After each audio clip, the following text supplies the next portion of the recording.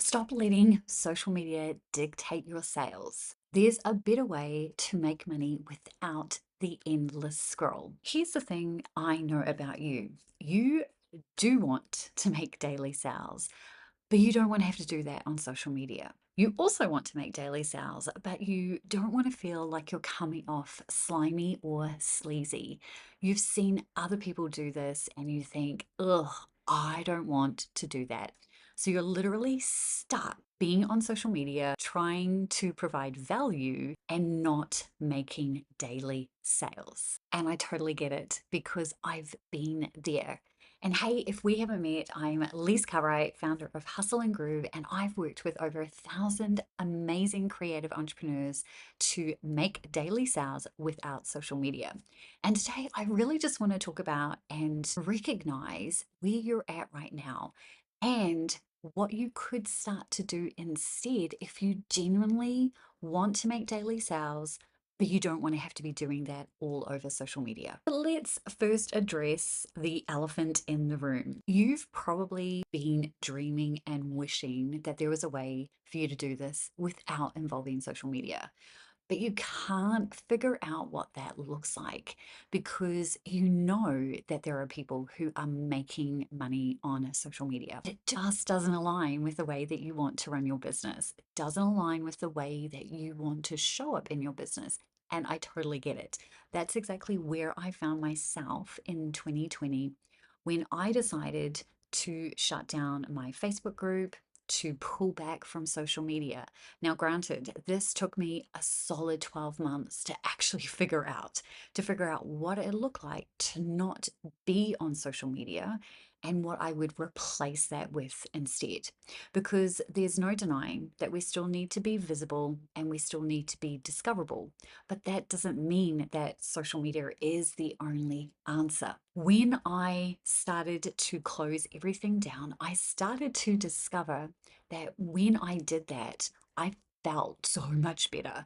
I felt less pressure to be on all the time. I felt less pressure to be like verbally throwing spaghetti at the wall all the time or saying something just for the sake of saying something. I always felt like I had to be sharing something. And there are times where I actually just don't want to be around people. I want to be in my cave. I'm creative. I love to go into like this hermit mode and just create. Now, that doesn't mean that I am not wanting to speak to people or anything like that. It just means that I don't want to be showing up online. And those were some of the driving factors for me when I made the decision to pull back from social media. Now, it doesn't mean that I don't have a social presence. I do, because people are still going to go and check things out like that, but they are static or 100% automated. I am not actively posting on my Facebook page, for example. I don't do anything on Instagram. I have a completely static profile. LinkedIn, anything else that exists is all automated. My blog posts and my video content are shared into those channels, and that's it. So at least if someone is coming to see who Lise Cartwright is, they can see I've got a presence, they can see I've been in business for a very long time, and they can actually then go to my website where they will start to see exactly why I've pulled away from social media and what I'm doing instead. So we're all on the same page here, right? We don't want to be on social media. So what are you going to do instead, right? What does that look like? For me, it was a lot of trial and error, a lot of trying to figure things out.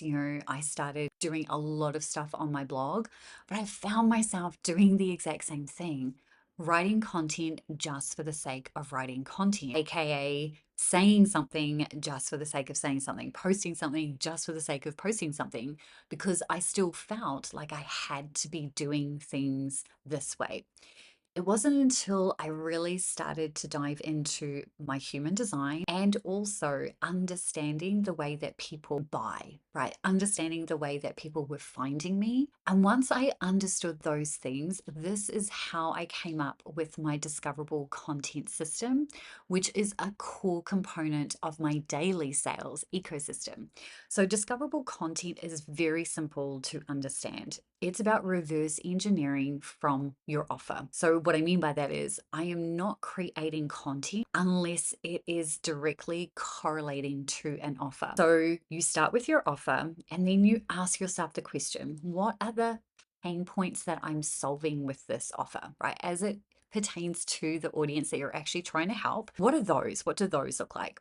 And then, how can I help answer some of those pain points in my long form content that provides more of the detail behind why someone might be experiencing that pain, validating it for someone, and then presenting the opportunity for them to buy my offer as the solution. That's the really quick, short, sharp, sweet version of what discoverable content is. And once I started doing that, I was blown away by how easy it was for people to start to find me, because now they were searching, which is what the discoverability piece is about, is very minimal search engine optimization based on a human, not a search engine. And that's part of the daily sales ecosystem, where we grow our audience, grow our offers, nurture our audience, and sell to our audience. Now, the way that you might choose to do that might be different to how I do it, but the core thing will be that no social media is involved. So, me personally, I'm growing my audience every single day through collaborations, and that could be bundles, summits, newsletter swaps, podcast interviews, literally any type of collaboration is something that I will do. And I work on doing that every single day. Some type of collaboration is happening in the background. I'm also growing my offers by focusing in on what my members need inside the Grow Nurture Sell Collective, and then creating content for that, which means that I sometimes end up creating courses, templates, those types of things. So that's how I'm growing. Nurturing for me is all about my long form content platforms, which is a blog and a YouTube channel, but also my email community. Now, I send daily emails and they are very story focused. So I'm a huge fan of storytelling, and that really connects with my audience. And then selling happens every single day across all platforms, because it's about presenting the opportunity for people to buy from you every single day, and recognizing that people need to see your offers multiple times before they are ready. We're not here to convince, we're simply here to present the opportunity. So if you're wondering what your next step is, it is literally to sit down and go, you know what? If I truly want to get off social media, then I really need to think about what my plan is going to be. How are you going to be visible? How are you going to be discoverable?